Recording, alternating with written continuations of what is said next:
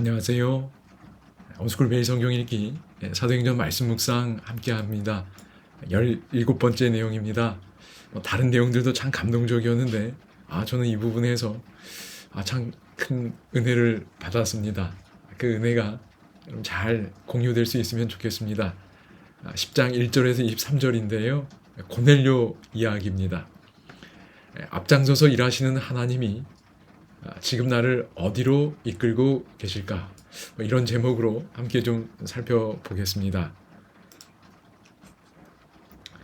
여러분, 고넬료 이야기가 사도행전에서 얼만큼 중요할까요? 여러분, 66 고넬료 이야기와 관련된 숫자입니다. 이게 뭘까요? 맞습니다. 네, 죄송합니다. 여러분 10장에 고넬료 이야기가 나오는데요. 10장에서 모두 몇 절일까요? 네, 48절입니다. 그리고 고넬료 이야기가 10장에서 끝나지 않습니다. 이어지는 이야기가 나옵니다. 그런데 거기에 18절이 또 언급이 됩니다. 그래서 모두 고넬료 이야기와 관련된 분량이 66절입니다.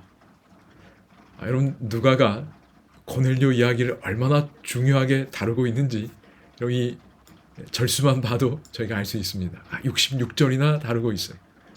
굉장히 많은 분량을 할애해서 다루고 있습니다. 여러분, 예루살렘에서 시작된 복음이 사마리아로 전해졌습니다. 그렇지요. 그리고 특별히 여러분, 에티오피아 사람에게도 복음이 전해졌어요. 지역적으로는 아직 유대 땅이었지만 그러나 사실상 땅끝까지 이르는 일이 시작됐다고 볼 수 있습니다. 여러분, 그리고 9장에서는 사울 이방 선교의 그릇이 준비가 됐어요. 여기 열렸고 그릇이 준비가 됐어요. 그럼 이제 복음은 어디로 향해야 할까요? 이런 흐름 속에서 고넬료 이야기가 등장하는 겁니다. 그리고 66절이라는 아주 상당한 분량으로 다뤄집니다. 그럼 이제 하나하나씩 살피겠지만 이 장면을 고넬료 이야기를 7장면으로 구성되어 있다고 생각하시면 됩니다. 몇 장면이라고요? 7장면으로 구성되어 있습니다. 66절인데 7장면이에요. 이것들을 살피면서 이것에 어떤 중요한 의미들이 있는지 좀 보면 좋겠습니다. 왜 이렇게 중요하게 다루고 있을까? 여러분, 이제 고넬료 이야기를 거치면서 기독교는 더 이상 유대의 한 분파가 아닙니다. 지금까지는 그냥 유대의 한 분파처럼 생각될 수 있었습니다. 그런데 이제는 세상과 나누는 보편적 운동이 되었습니다. 단순히 유대인의 운동이 아니라 세상과 나누는 보편적인 신앙 운동이 되었습니다. 이런 굉장한 변화를 경험하기 때문에 이 이야기가 매우 중요하게 다루어지고 있습니다. 특별히 여러분께서 이걸 기억하시면 좋겠습니다. 첫 번째는 여러분, 이러한 굉장한 변화잖아요. 이 변화 누가 앞장서셨을까요? 맞습니다.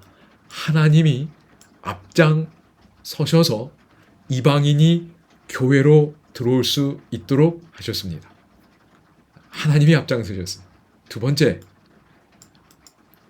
이방인을 향한 선교의 문을 연 사람은 바울이 아닙니다. 고넬료 이야기에서 누가 그 문을 열게 됐지요? 맞습니다. 베드로가 열었어요. 그리고 베드로로 대표되는 예루살렘 교회가 이 운동을 시작했다고 해도 됩니다. 문을 여는 것입니다. 그래서 그 열린 문을 향하여 바울이 움직였다고 보시면 될 것 같아요. 이 두 가지. 하나님이 이방인을 들어오게 하셨고 바울이 연 것이 아니라 베드로가 열었다는 걸 성경은 강조하고 있습니다. 근데 요 기본적인 내용을 여러분이 간직하시고 이제 질문 몇 가지 간단하게 보도록 하겠습니다. 제가 강조하고픈 내용을 중심으로 말씀을 드리겠습니다. 다른 건 여러분이 또 읽으실 수 있고 파악하실 수 있다고 생각이 됩니다. 여러분 앞서 말씀드린 것처럼 66절이라고 그랬습니다. 11장 내용까지 포함해서요. 그리고 몇 장면이라고 그랬지요? 7장면입니다. 여기 23절까지의 세 장면이 있는 겁니다.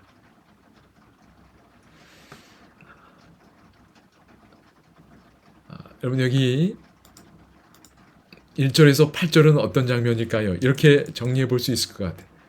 고넬료가 본 환상입니다. 9절에서 16절은 무슨 내용일까요?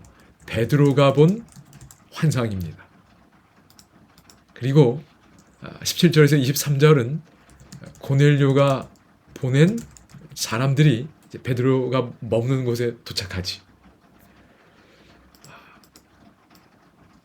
여러분 여기 특징이 뭐가 있지요? 맞습니다. 여러분 여기 보시면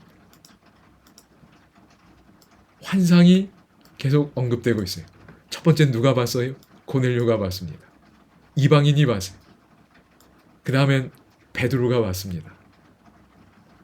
여러분 이 일이 얼마나 힘든 일이었는지를 보여주는 겁니다. 하나님이 앞장서시는 걸 지금 보고 있습니다.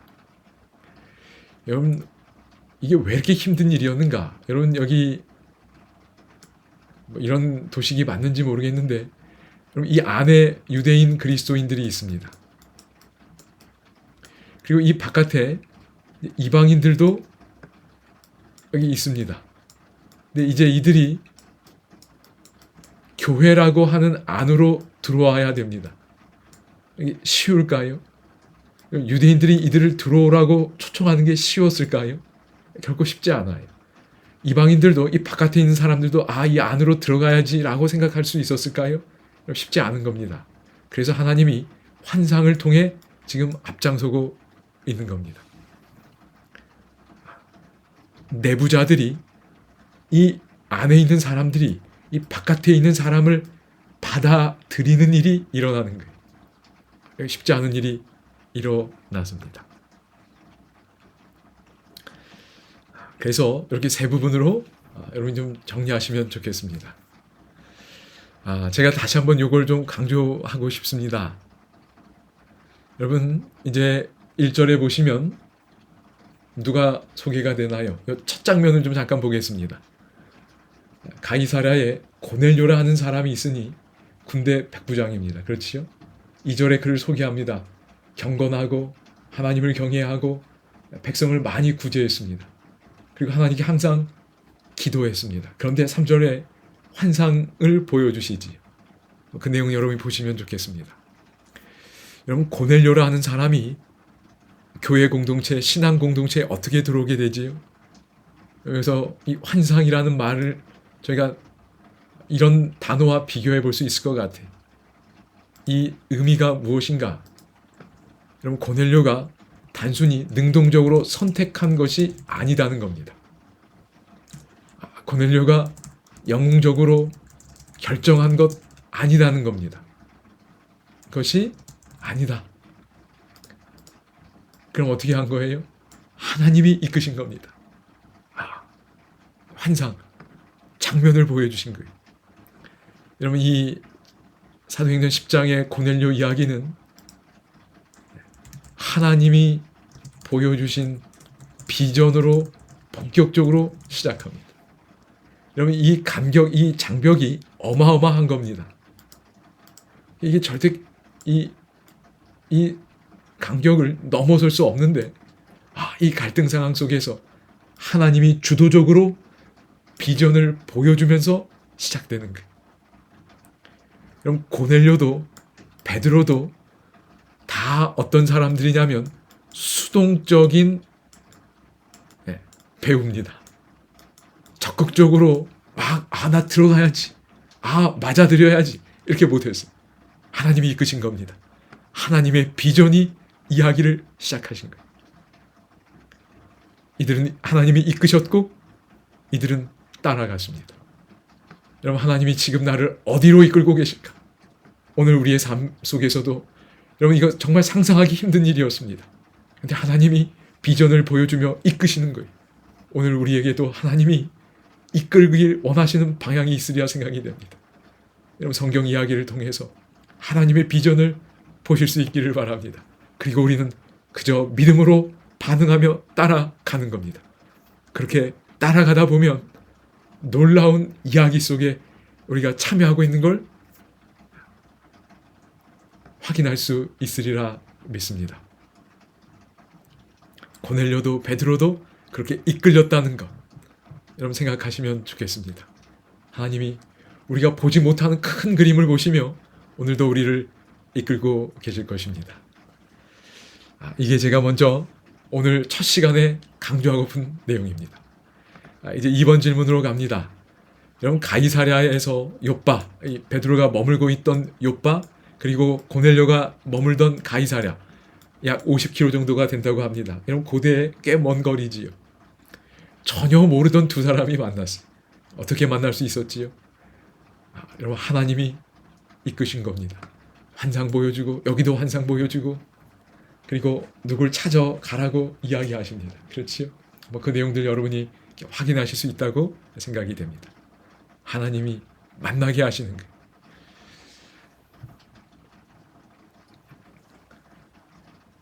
특별히 하나님께서 여기 보면 베드로라는 시몬을 청하라 5절, 6절, 그가 어디 머물고 있는지 내비게이션 주소 찍어주셨어요. 무두장이 시몬의 집에 유숙하니 그 집은 해변에 있다 하더라. 정확하게 알려주시면서 찾아가라고 하셨지. 하나님 오늘 우리 개개인의 삶 또한 이렇게 자세하게 다 잘 아시고 또한 돕고 이끌고 계심을 믿습니다. 이제 3번 질문입니다. 하나님께서 아까 언급한 것처럼 환상이 나와요. 다시 한번 말씀드리자면 이 환상은 베드로가 주도적으로 결정한 게 아니라는 겁니다. 그지요? 하나님이 이끌고 계신다는 걸 보여주는 장치입니다. 우리에게 분명하게 말해주는 거예요. 그럼 특별히 베드로에게 뭘 가르치고자 하셨나요? 한 보자기 안에 각종 짐승이 다 들어있었어요. 아마도 먹을 수 있는 짐승 그리고 먹을 수 없는 짐승이 다 섞여 있었던 것으로 보입니다. 그렇지요? 하나님 뭐라 그러셨지요? 다 잡아 먹으라 그랬어. 베드로가 이 레위기에 기록된 그 음식 규례에 어긋나기 때문에 그럴 수 없습니다 그랬어요. 그럼 3번 반복됐습니다. 하나님이 얼마나 강조하고 싶으셨고 그 마음에 새겨주고 싶으셨으면 여러분 3번이나 반복하셨겠습니까? 여러분, 단순히 이건 지금 여러분 이방 선교라는 큰 맥락 속에 이 환상이 주어진 거예요. 음식물 문제가 아닙니다. 여러분, 하나님께서는 베드로에게 뭘 가르치고 싶으셨나요? 이스라엘과 이방인 사이에 구별이 제거되기를 원하셨습니다. 장벽이라고 표현하겠습니다. 장벽이 제거되기를 원하셨어요. 아직까지 이게 남아 있었어요. 그리스도 안에서 하나가 되는 일이 마침내 일어나기를 바라셨습니다. 그래서 하나님이 주도적으로 이끄셨지. 그럼 이제 오늘 내용을 마무리하면서 이 교재의 앞부분에 제가 써놨던 표현 다시 한번 좀 인용해 보고 싶습니다.